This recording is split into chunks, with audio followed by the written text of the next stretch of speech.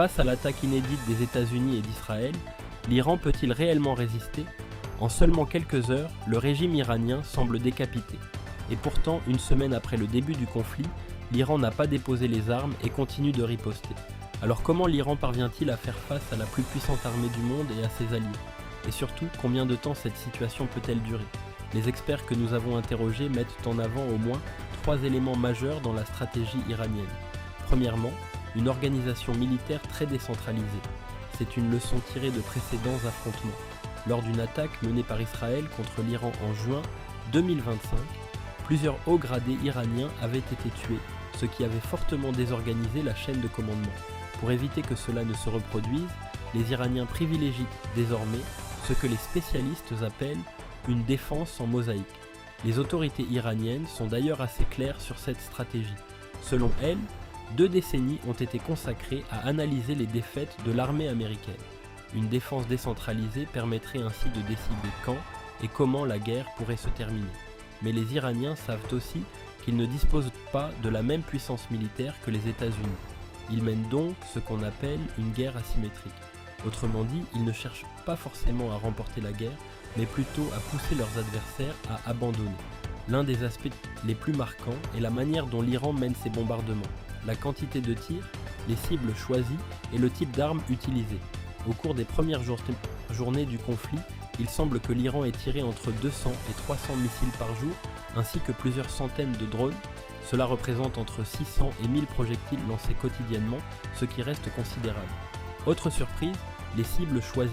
L'Iran n'a pas seulement visé Israël, mais également des bases américaines dans la région, ainsi que certaines monarchies du Golfe. Un point crucial concerne aussi le type d'armes utilisées. Une partie des attaques iraniennes repose sur des armes relativement peu coûteuses. Mais pour les pays visés, se défendre contre ces attaques peut coûter extrêmement cher. En plus des missiles, l'Iran utilise massivement un drone appelé Shahed. Son coût de fabrication est estimé à moins de 40 000 $. Cela signifie qu'un pays peut en produire des centaines, voire des milliers, sans difficulté majeure. Ces drones sont donc relativement bon marché, mais aussi assez efficaces. Les modèles les plus avancés peuvent parcourir plus de 2000 km et restent relativement discrets sur les radars. Leur signature radar est très faible, car ces appareils ne mesurent qu'environ 1,50 m d'envergure. Ils sont donc beaucoup plus difficiles à détecter qu'un avion de chasse ou même qu'un missile classique. Ils volent lentement, mais surtout très bas, ce qui leur permet parfois d'échapper aux radars longue portée. Les défenses aériennes ne les détectent souvent qu'au dernier moment. Autre avantage stratégique, la saturation. Cela consiste à envoyer de nombreux drones sur une même cible afin d'épuiser les défenses aériennes. Une fois ces défenses affaiblies, un missile plus puissant peut alors passer à travers. En face, certains pays comme les Émirats arabes unis affirment avoir intercepté la grande majorité des projectiles lancés par l'Iran.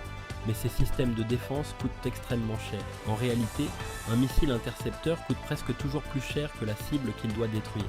Certains systèmes anti-aériens les plus sophistiqués peuvent coûter plusieurs millions d'euros par tir. Comme le résument certains experts, c'est un peu comme utiliser une Ferrari pour attraper un petit lapin. Sauf qu'il y a énormément de lapins, il existe pourtant des solutions de défense moins coûteuses, déjà expérimentées notamment en Ukraine. Mais plusieurs pays semblent encore peu préparés à utiliser ces alternatives. Cependant, la question du coût doit être nuancée, car ce qui compte vraiment, c'est la valeur de ce que l'on protège. Si un porte-avions ou une base stratégique était détruit, le prix du missile intercepteur deviendrait presque insignifiant. La vraie question concerne donc les stocks. À un moment donné, l'un des deux camps pourrait manquer de missiles pour attaquer ou de systèmes pour se défendre. La guerre devient alors une course. Lequel des deux épuisera ses munitions en premier? Dans leur déclaration officielle, chaque camp affirme pouvoir tenir longtemps. Mais contrairement aux États-Unis, l'Iran semble s'être préparé à une guerre longue. Les stocks exacts de missiles restent inconnus et évoluent constamment.